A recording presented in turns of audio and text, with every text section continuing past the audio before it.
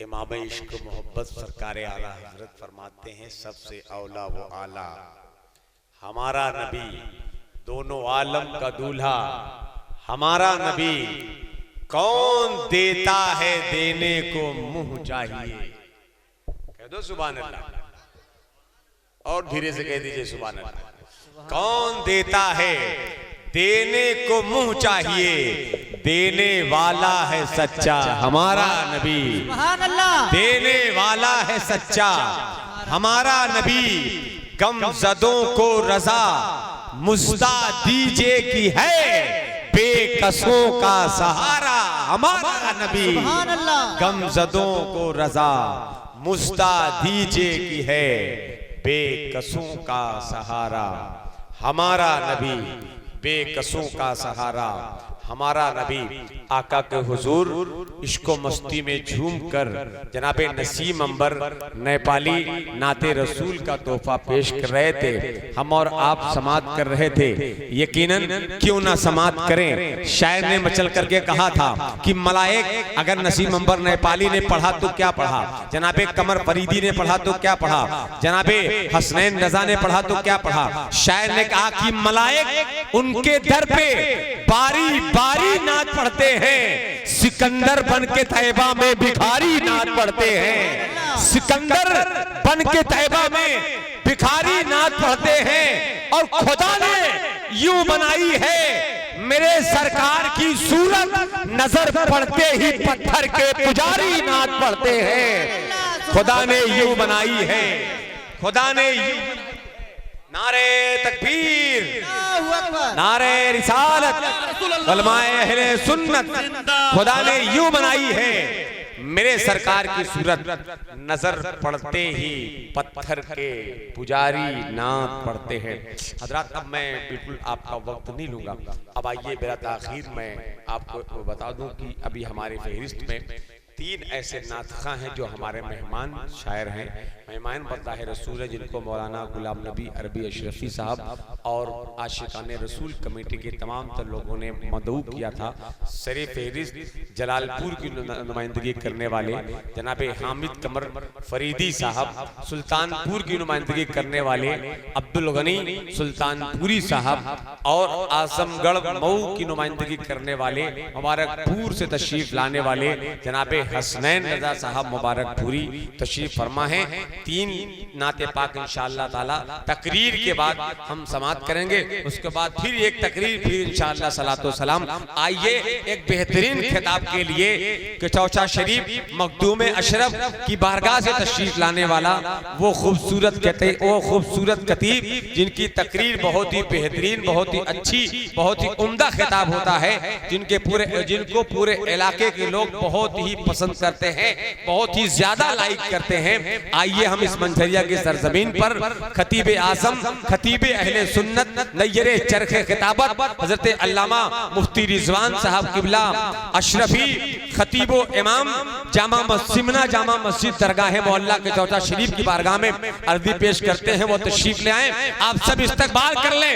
आप सब बैठे हैं, हम आपके मेहमान हैं। हजरत मुफ्ती साहब किबला नारा लगाएं, हाथ उठा के, नारे तकबीर, नारे रिसालत, जश्न ईद मिलादुन नबी, मसलके आला हजरत, नारे तकबीर, नारे रिसालत। सब जहांगीरों जहांदार खड़े हो जाएं, सर झुका के सभी सरदार खड़े हो जाएं, और हश्र में उसको गवाही की जरूरत ही नहीं जिसके हक में मेरे सरकार खड़े हो जाएं।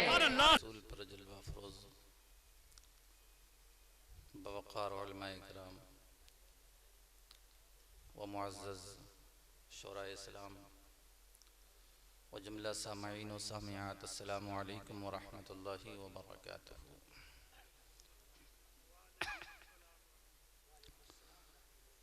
अल्हम्दुलिल्लाह, अल्हम्दुलिल्लाहि रब्बिल आलमीन, वल आक़िबतु लिल मुत्तक़ीन, वस्सलातु वस्सलामु अला जद्दिल हसन वल हुसैन वअला आलिहि व अस्हाबिहि अजमईन, अम्मा बाद। फ़अऊज़ु बिल्लाहि मिनश्शैतानिर्रजीम। बिस्मिल्लाहिर्रहमानिर्रहीम। क़ुल इन कुन्तुम तुहिब्बूनल्लाह फत्तबिऊनी युहब्बिबकुमुल्लाह व यग़फिर लकुम ज़ुनूबकुम वल्लाहु गफ़ूरुर रहीम। सदक़ल्लाहुल अज़ीम व सदक़ रसूलुहुन नबियुल अमीनुल मुबीनुल करीम व नहनु अला ज़ालिका लमिनश शाहिदीन वश्शाकिरीन वल्हम्दुलिल्लाहि रब्बिल आलमीन। एक मरतबा दुरूद पाक पढ़ लें। अल्लाहुम्मा सल्लि अला सय्यिदिना व मौलाना मुहम्मदिन व बारिक व सल्लिम सलातन व सलामन अलैका या रसूलल्लाह सल्लल्लाहु तआला अलैहि व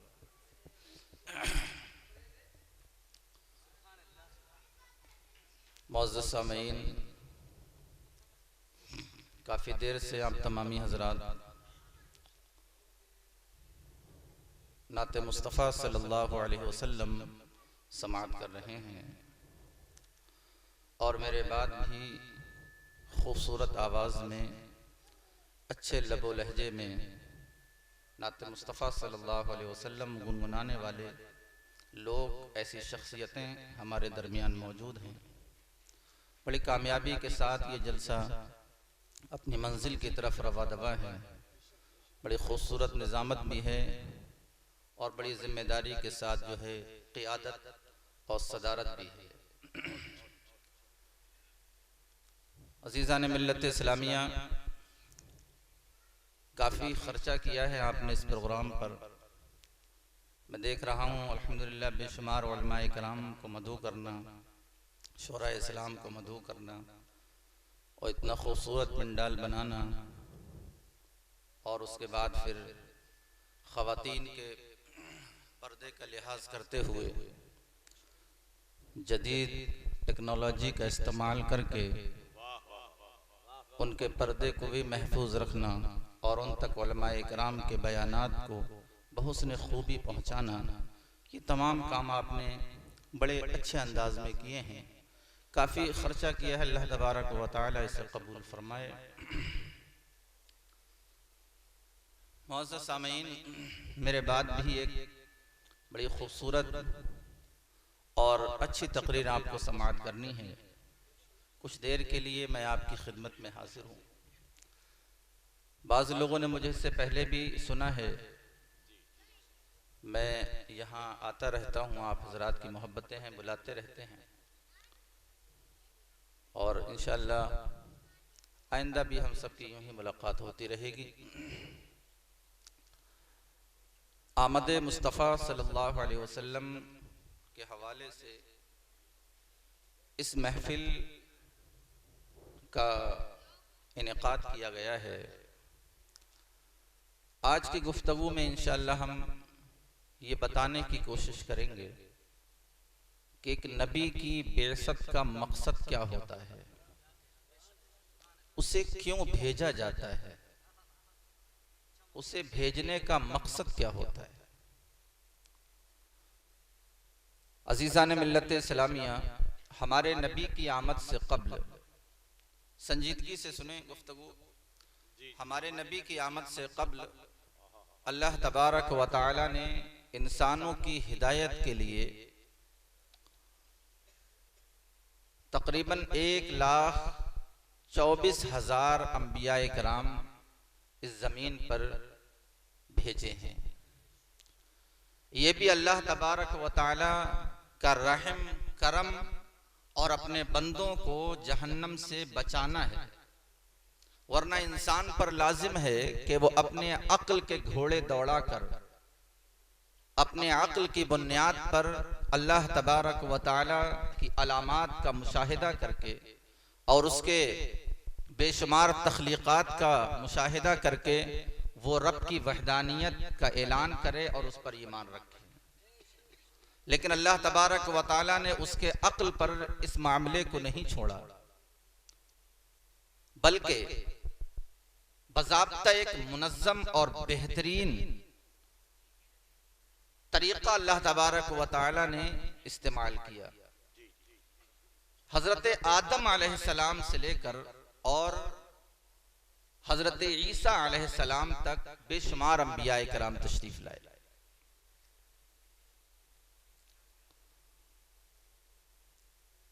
इन सब की ये जिम्मेदारियां थी कि वो गुमराह लोगों के दरमियान पहुंचकर, भटकी हुई इंसानियत के दरमियान पहुंचकर उन्हें अल्लाह तबारक व तआला की बारगाह में ले जाएं और उसका तसव्वुर दिलाएं और बताएं कि जिन जिन माबूदाने बातिला के सामने तुम्हारी मुकद्दस पेशानी झुक रही है ये गलत है, बल्कि इसका उसकी शान ये है कि अल्लाह तबारक व तआला के सामने ये पेशानी झुकनी चाहिए।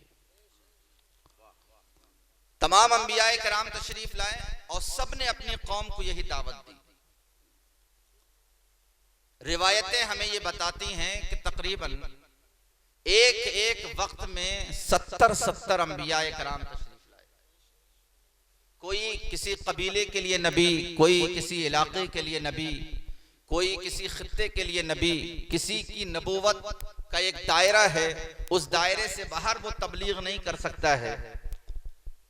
बहरकैफ अल्लाह तबारक व तआला ने इंसानों की हिदायत के लिए एक इंतजाम किया, लेकिन यहां रुककर एक बात अर्ज करना चाहता हूं कि एक एक वक्त में 70 अंबियाए कराम तशरीफ रखते हैं, लेकिन उसके बावजूद भी जुल्म का हाल ये था, बर्बरियत का हाल ये था, बेईमानी और नाइंसाफी का आलम ये था और नाफरमानी का आलम ये था कि अभी वो नबी गुजरा नहीं है, अभी वो नबी गुजरा भी नहीं, उसकी शरीयत में तब्दीली कर दी गई।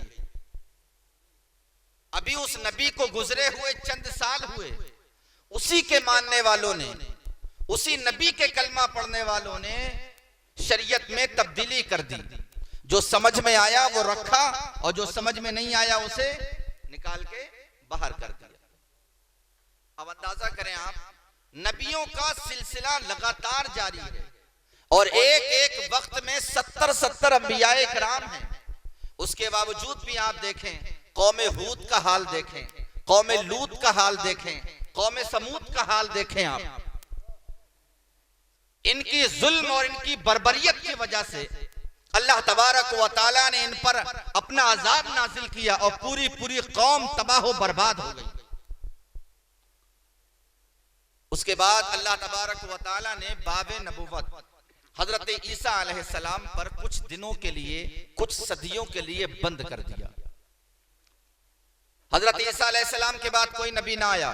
एक सदी गुजर गई, कोई नबी ना आया। 2 सदी गुजर गई, कोई नबी नहीं। तीसरी सदी गुजरी, कोई नबी नहीं। चौथी सदी, कोई नबी नहीं। 5वीं सदी, कोई नबी नहीं आया।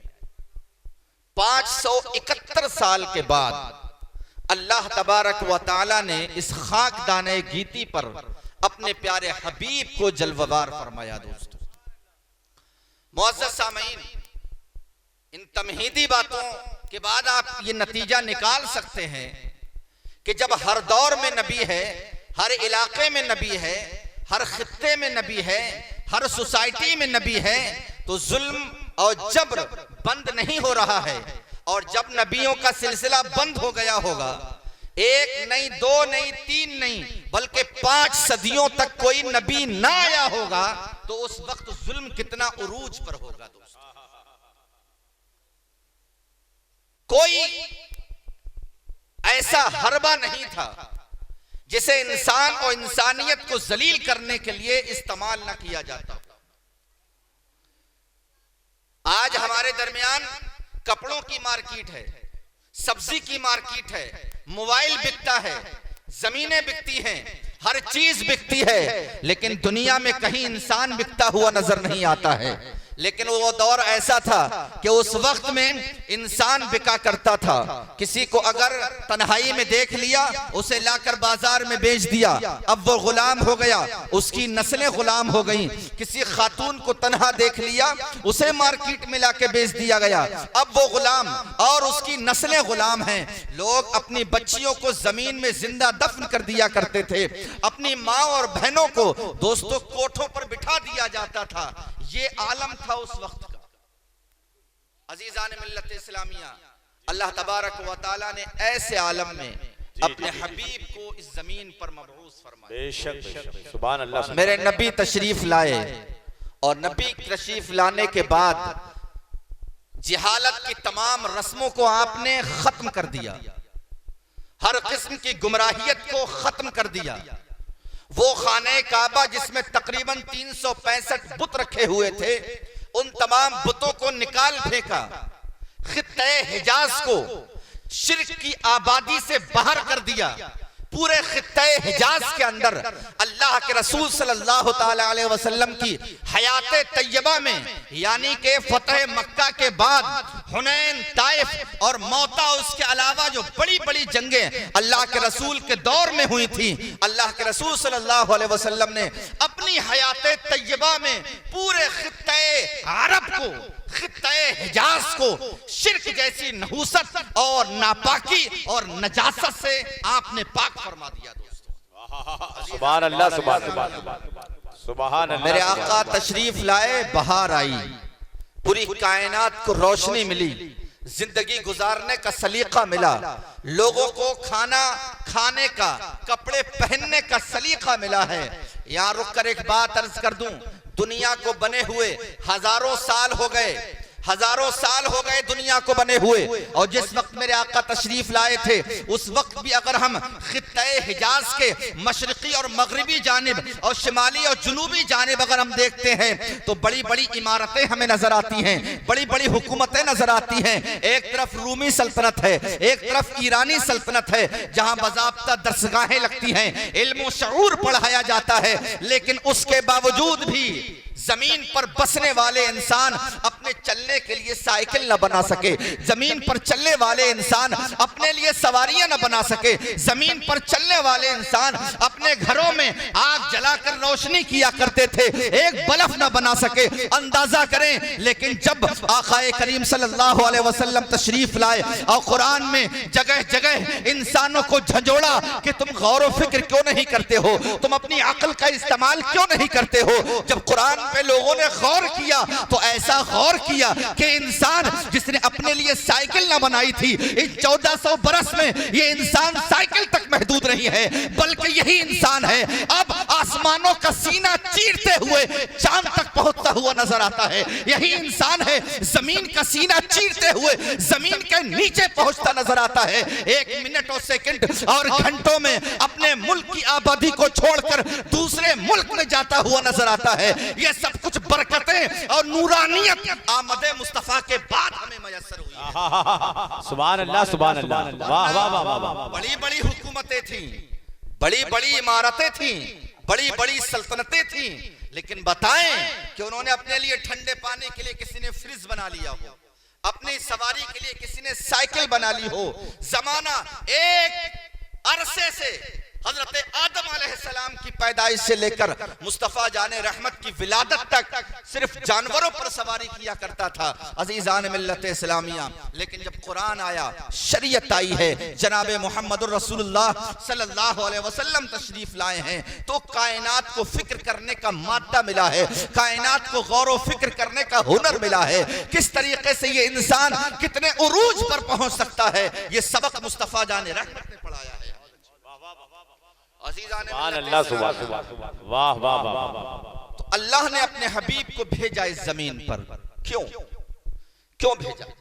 क्या इसलिए भेजा कि हम उनके नाम के जलसे लगाएं या जुलूस निकालें या साल में एक मर्तबा उनके नाम का प्रोग्राम कर लिया जाए?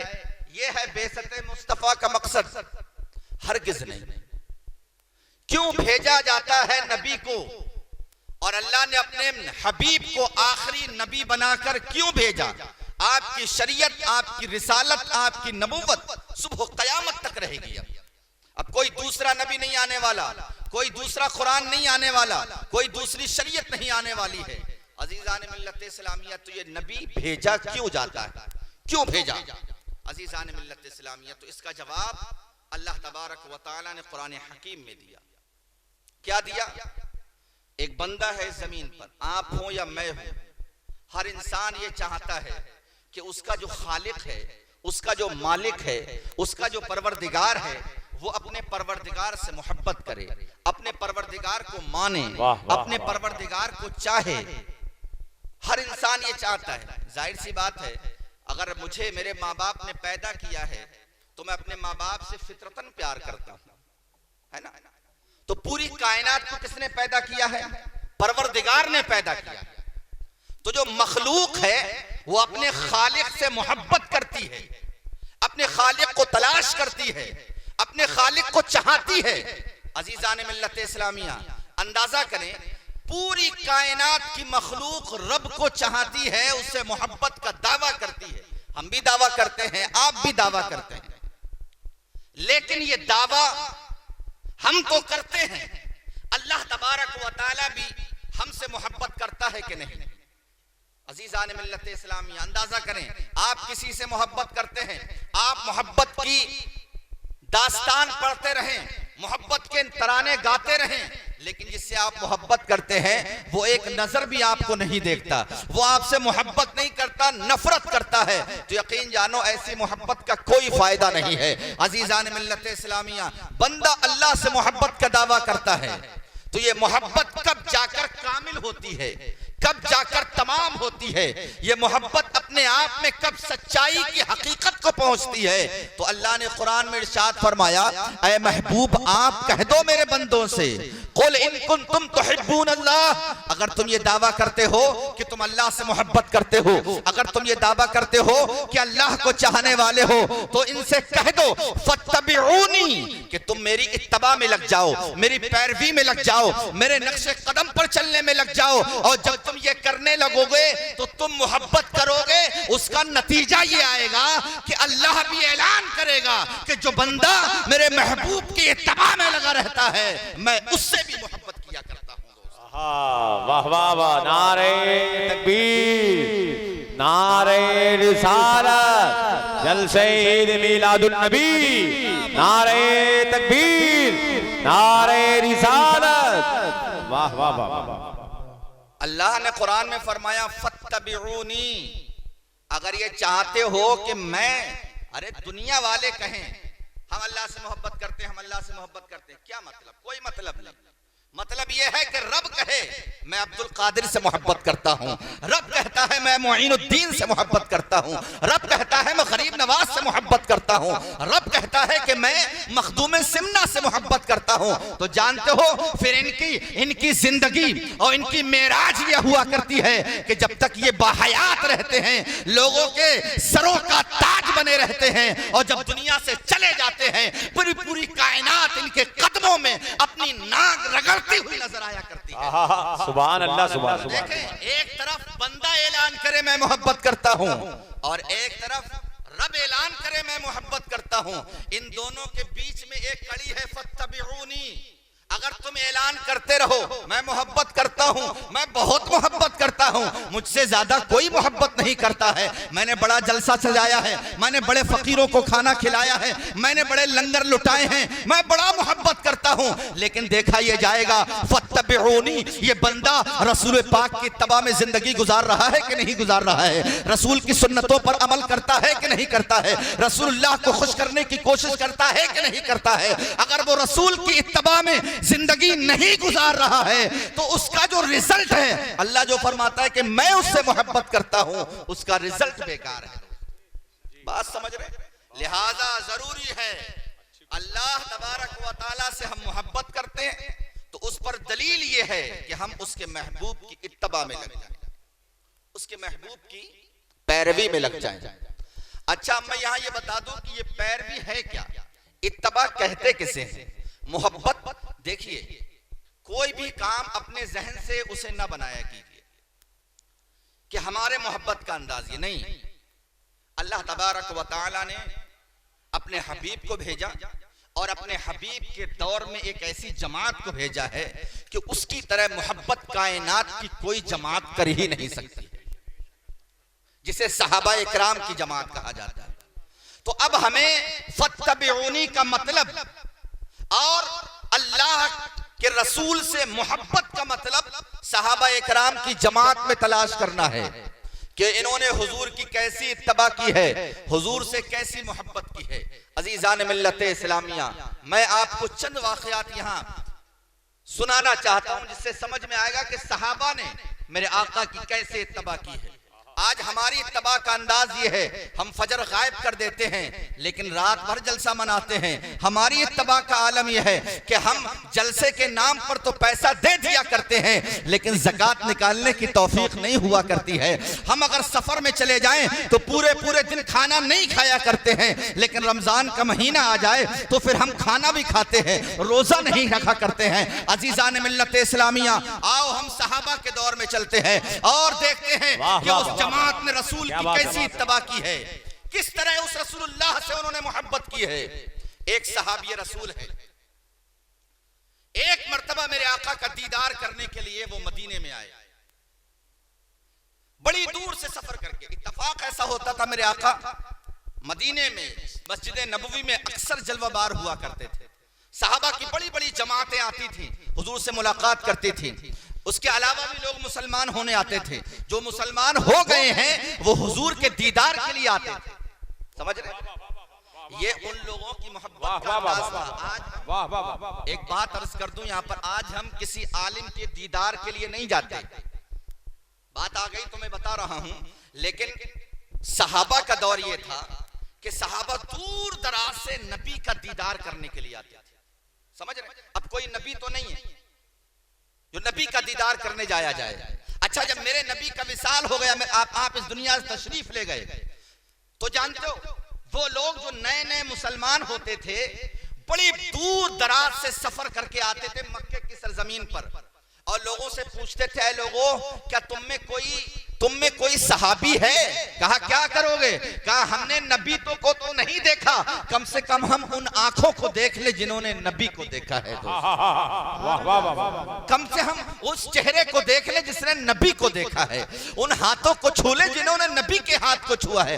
दूर दराज से लोग लंबी लंबी मशक्कतें उठाकर, सफर की मशक्कतें उठाकर अरब की सरजमीन पर तशरीफ लाते थे और सहाबा इकराम का दीदार फरमाया करते थे। ये थे उनकी रसूलुल्लाह से मोहब्बत। और आज हमारा हाल ये है, अगर 2020 आ जाए अभी ना, तो हम सब कुछ कुर्बान कर देंगे, मैच नहीं छूटना चाहिए।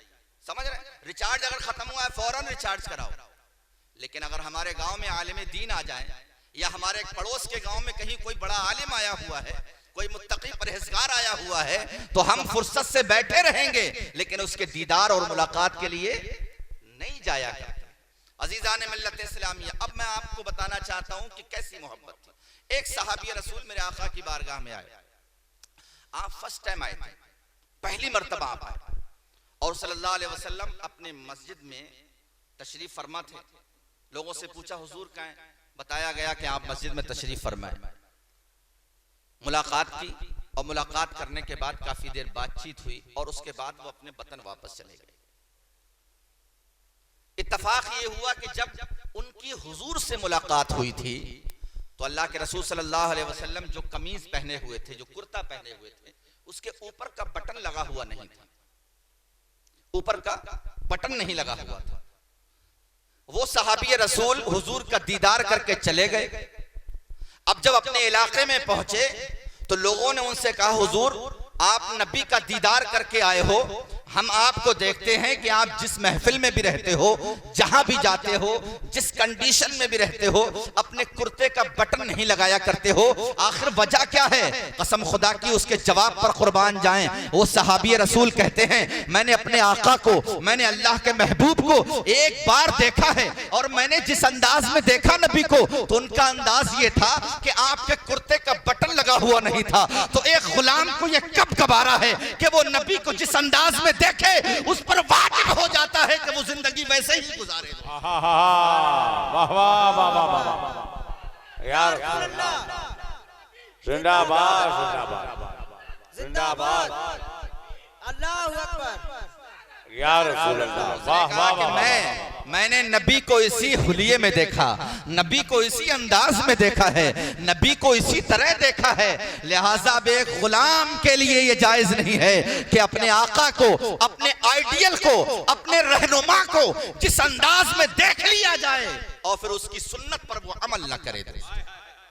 अंदाजा करें, ये है मोहब्बत। एक बार नबी का दीदार किया, जिस कंडीशन में देखा नबी को, अपनी सीरत, अपनी सूरत, अपनी शक्ल, अपना जुब्बा, अपनी दस्तार, अपना कुर्ता, अपना अमामा, सब कुछ रसूलुल्लाह की तरह बना लिया है। सुभान अल्लाह, सुभान अल्लाह। एक और सहाबी रसूल हैं, हजरत उमर रज़ी अल्लाह ताला अन्हु का दौरे खिलाफत है। वो हजरत उमर तकरीर फरमा रहे हैं, क्या देखते हैं कि एक सहाबी रसूल आपके सामने, आपकी नजर पड़ जाती है, और नजर पड़ी तो उन्हें करीब बुलाया। करीब बुलाने के बाद पूछा, सुनो, मैं देख रहा हूं तुम्हारे आगे के जो बाल हैं ये तुम्हारे ठोड़ी तक आ रहे हैं, इतने लंबे तुम्हारे बाल हो गए हैं, तुम इन्हें कटवाते क्यों नहीं हो? तुम इन्हें तरसवा लिया करो, इन्हें कटवा लिया करो, सारे बाल एक से रखा करो। कसम खुदा की कुर्बान जाए उस सहाबी रसूल के जवाब पर। हजरत उमर का दौरे खिलाफत है। आप अर्ज करते हैं, अमीरुल मोमिनीन